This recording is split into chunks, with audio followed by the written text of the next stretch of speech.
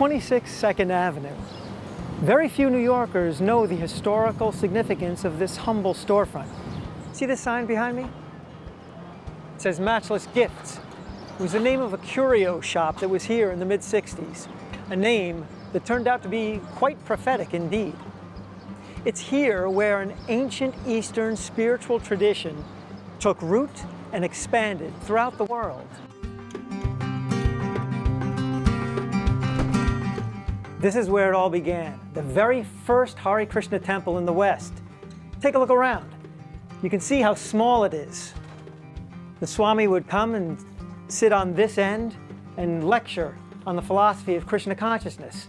Although the Hindu Vaishnava tradition, also known as Krishna consciousness, goes back thousands of years and still has millions of followers in India, it was a very new thing in the West.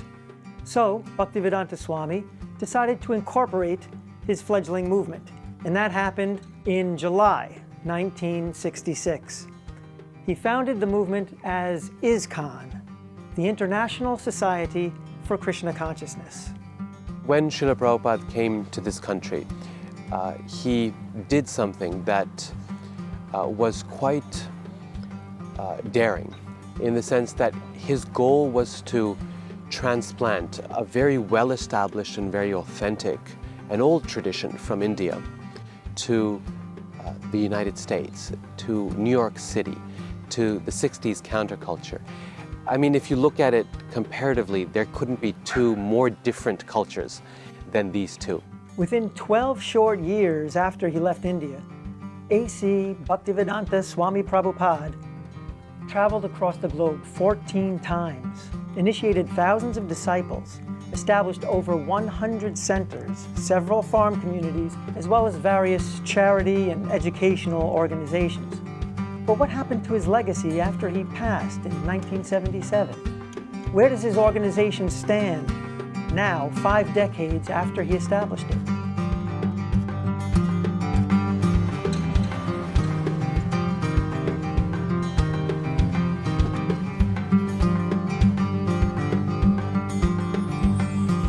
It was underneath this tree on October 9th, 1966, that A.C. Bhaktivedanta Swami Prabhupada held the first recorded outdoor chanting session of the Hare Krishna mantra outside of the Indian subcontinent.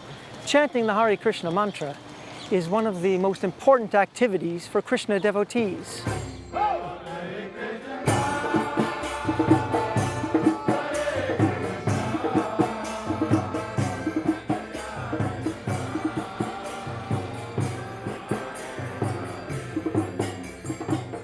We've got lots of singers here, lots of musicians, and lots of dynamic people who want to share their joy and their happiness and the purity of Harinam, of Krishna's names. And so there are quite a few different initiatives going on. The Harinam itself goes out every day, and that is generally 2 to 3 hours. People from so many countries come here. So you can sing to all over the world when you come here on Harinam.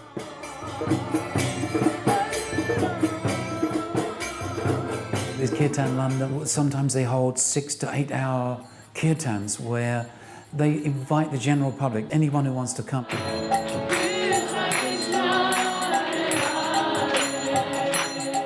I always come to kirtan to go deep inside. Well, I cried even more than usual. It connects me with happiness. There's been kind of a surge over the last 15 years where we've seen more and more the youth of the Hare Krishna movement are just set alight by their desire to specifically do kirtan.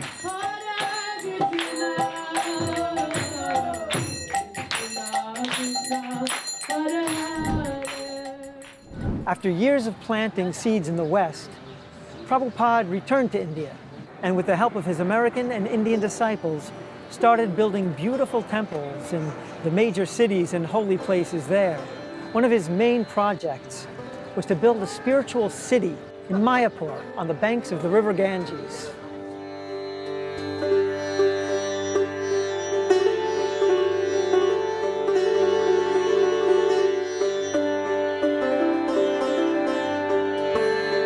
Prabhupada was planning a project that was far bigger than ever had been attempted by anyone else. A temple like this has never been built for hundreds of years. We want to make this like a gem. This temple, the Temple of Vedic Planetarium, can unite the whole world and establish the peace and prosperity all over the world. Well, Mayapur is the home for all devotees. I was born and brought up in England. I was born in Cape Town, South Africa. I was born in Detroit, Michigan, in America. I'm from Brazil. I was born in Bengal. My wife, Maya Pureshwari, is from Ukraine. I originally come from China. We actually had a visitor here once from the UN, and he said, wow, this really is the United Nations here. It's amazing how people can understand each other, although they're so different. We have a oneness on the spiritual platform, and at the same time we recognize the differences. There's variety as well. Mayapur is just a happy place.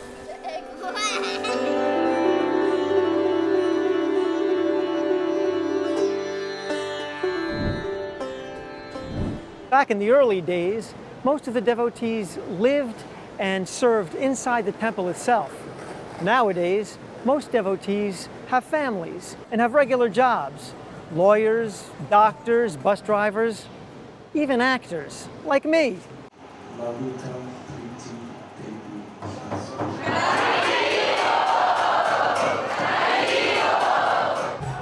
Today is the Ratha Yatra Festival in New York City. Although Prabhupada started his mission here in New York, his teachings have reached almost everywhere in the world now and have been making the kind of impact that, for some places, was unimaginable 50 years ago.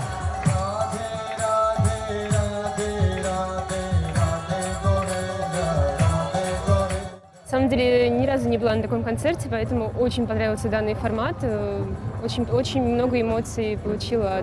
Я работаю в нефтяной компании полдня, в остальное время фотография, моя профессия. There is no material reasons why this movement grew so much. Definitely, grace of Srila Prabhupada and his way of presentation, because so far we distributed millions of his books, probably around 20 million of Prabhupada's books, and people just by reading his books become devotees, become convinced. His presentation is absolutely unique. I was interested in the literature, and I stayed in the movements because there was music. There was something I could connect to, and I could immediately find my role, my place in the community.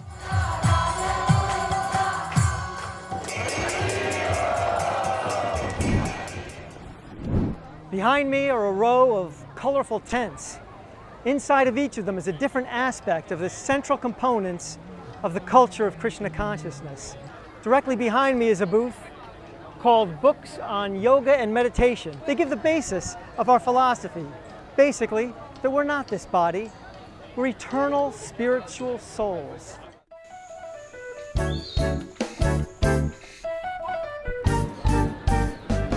A BBT ela foi criada por Prabhupada há mais de 50 anos com o intuito de ter documentado, né, o seu conhecimento para poder levar para todas as pessoas, né, aquilo que ele acreditava.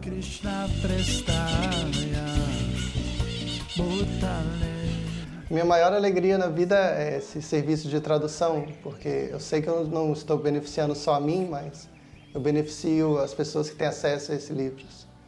E a tradução também tem uma vantagem, algumas vezes eu gosto de escrever também, mas na escrita talvez apareçam as minhas imperfeições, as minhas debilidades, mas quando eu traduzo o livro de uma pessoa completamente qualificada, como os Goswamis ou Prabhupada, eu tenho certeza de que eu estou sendo um instrumento de uma mensagem perfeita. Então, me inspirou muito, né, distribuir livros, porque foi também através dos livros que eu pude mudar de vida, né, mudar meu nível de consciência, né, que mudou completamente a minha vida. Então eu gosto, né, da ideia de oportunizar isso para outras pessoas, dar isso para outras pessoas, né? Algo que foi maravilhoso na minha vida, que outras pessoas tenham a oportunidade. A partir de 2009, em 2009 nós conseguimos distribuir 135 mil livros e desde então a nossa média anual é de 350 mil livros.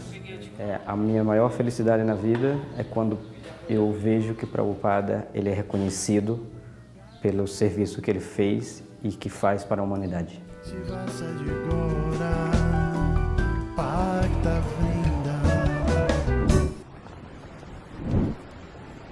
Vegetarianism is one of the most important aspects of a Krishna-conscious lifestyle. Devotees try to cause the least amount of suffering possible to other living beings. This is called ahimsa in Sanskrit. It's the principle of non-violence. Prabhupada and his followers have contributed tremendously to the fact that vegetarianism is much more popular now and has even become somewhat mainstream.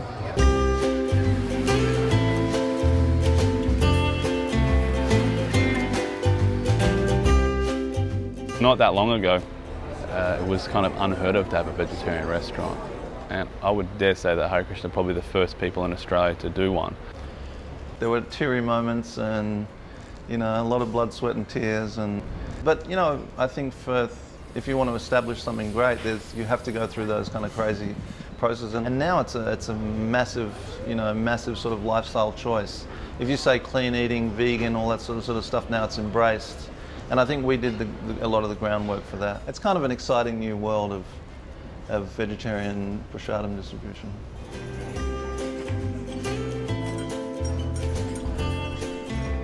I always eat at Govinda's, just a natural routine. The best recipe for people to be happy, I think that developing an attitude of service towards other people. The reason we do what we do and we push every day is the reciprocation we get from the people we're doing it for. And every day they're coming in, we have people coming in multiple times a day even, and just showering with us appreciation and affection and love. I think the Hare Krishnas, that I know them anyway, are really integral to the community at James Street. I think they provide a really beautiful service and they make incredible food.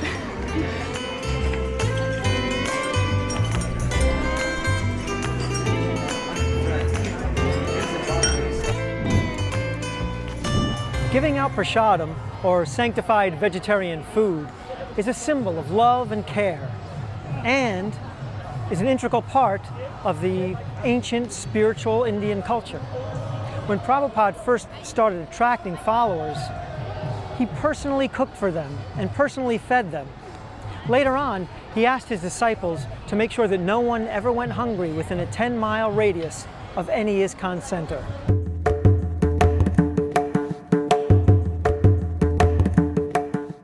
ISKCON Food for Life is the world's largest free food vegetarian program which serves out holistic meals to people all around the world at its different centers.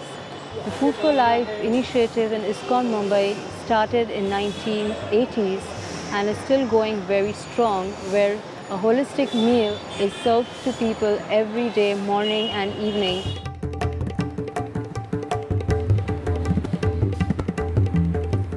So we started this project in the year 2004. It was a very humble beginning. On the first day, we went to one school which had only 900 students. 11 years down the road, we have set up 20 kitchens in different parts of the country. We have a presence in 8 states, and we are feeding 1.2 million kids every day.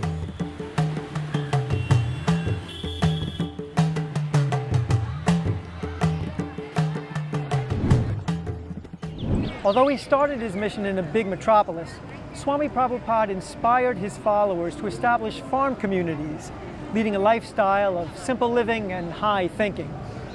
He taught them to respect nature and how to be self-sufficient, living off what the land and the cows provide.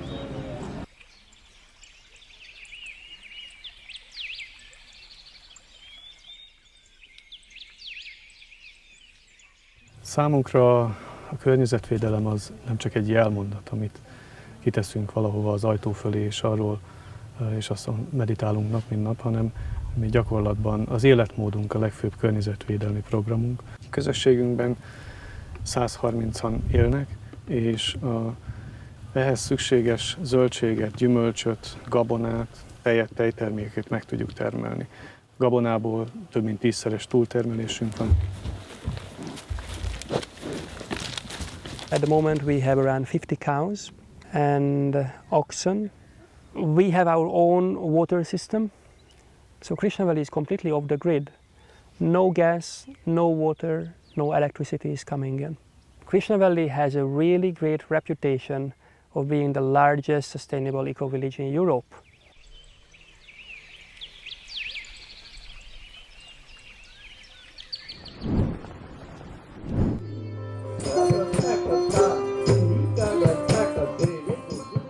Well, the stage program is winding down. The younger generation is really stepping up, taking on more leadership roles within the society and the organization of running festivals like this one.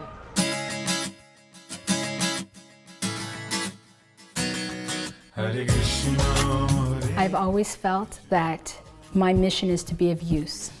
I have a teaching degree, so my primary job is teaching. What we really look at is a holistic approach to education. They teach science, they teach mathematics, they teach reading, they teach how to write, they teach how reading comprehension, and lots of other stuff, including about Krishna. And so that's why I really like the school. Everything that we do, it's age appropriate, and it's done with the eye of just creating these positive spiritual experiences that they can look back on and want to continue or relive in some way. I want to be an ecologist and save Krishna's trees.